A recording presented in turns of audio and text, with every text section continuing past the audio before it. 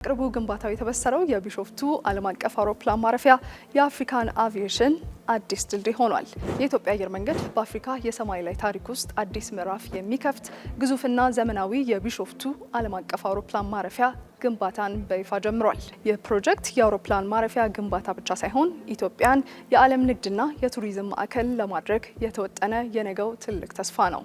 አዲሱ አውሮፕላን ማረፊያ ከአዲስ አበባ ከተማ በስተ ደቡብ ምስራቅ 45 ኪሎ ሜትር ርቀት ላይ ነው በኦሮሚያ ክልል ቢሾፍቱ አካባቢ እየተገነባ የሚገኘው።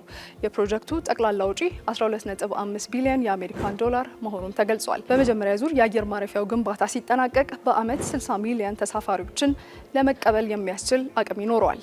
ሙሉ በሙሉ ሲጠናቀቅ ደግሞ አቅሙን ወደ 110 ሚሊዮን ከፍ ያደርጋል። ይህም አየር መንገዱን ከአፍሪካ ትልቁ የአውሮፕላን ማረፊያ መካከል አንዱ ያደርገዋል። አዲሱ አውሮፕላን ማረፊያ በዘመናዊ የአየር ትራፊክ መቆጣጠሪያ ስርዓቶችና በላቁ የደህንነት ቴክኖሎጂዎች የታጀበ ነው። ከሰው ማመላለሻነት ባለፈም የምስራቅ አፍሪካ ዋነኛ የካርጎና የሎጂስቲክስ ማዕከል ሆኖ እንዲያገለግል ታስቦ ነው እየተገነባ የሚገኘው። ይህም የኢትዮጵያን የውጭ ንግድ በማሳደግና ከአፍሪካ ነፃ የንግድ ቀጣና ጋር በማስተሳሰር ረገድ የማይተካ ሚናን ይጫወታል። ይህ ፕሮጀክት በውስጡ ትላልቅ ሆቴሎችን፣ የንግድ ማዕከላትንና ዓለም አቀፍ የአገልግሎት ተቋማትን የያዘ ኤርፖርት ሲቲም ይገነባል። አውሮፕላን ማረፊያውን ከዋና ከተማዋ አዲስ አበባ ጋር የሚያገናኙ ከፍተኛ ፍጥነት ያላቸው የባቡር መስመሮችና የፍጥነት መንገዶችም ይገነባሉ። በሺዎች የሚቆጠሩ የስራ ዕድሎችን ከመፍጠሩም በላይ ቱሪዝምና የውጭ ቀጥተኛ ኢንቨስትመንትን በከፍተኛ ሁኔታም ያነቃቃል። የቢሾፍቱ ዓለም አቀፍ አውሮፕላን ማረፊያ የኢትዮጵያ አየር መንገድ የነገው ገጽታ ብቻ ሳይሆን አፍሪካን ከቀሪው ዓለም ጋር የምታገናኝበት ወርቃማ በር ነው። የኢትዮጵያ ተፈጥሮ ለሌሎች ስጋት መሆን አይደለም። በመላው አፍሪካ እንዳሳየ ነው። ለነጻነታቸው እርሾ እንደተው ነው። ለአፍሪካ ኩራት፣ ለአፍሪካ ነጻነት፣ ለአፍሪካ ብርታት፣ ለአፍሪካ ሰላም የሚተጋ ሀገር ነው።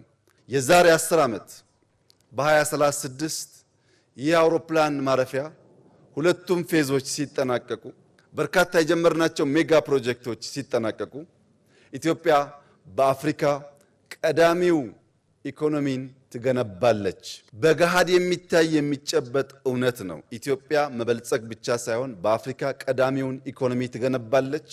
ታላቅ ጥንታዊት ሀገር መሆኗን፣ ለአፍሪካ ነጻነት መስራቷን ዳግም ታረጋግጣለች።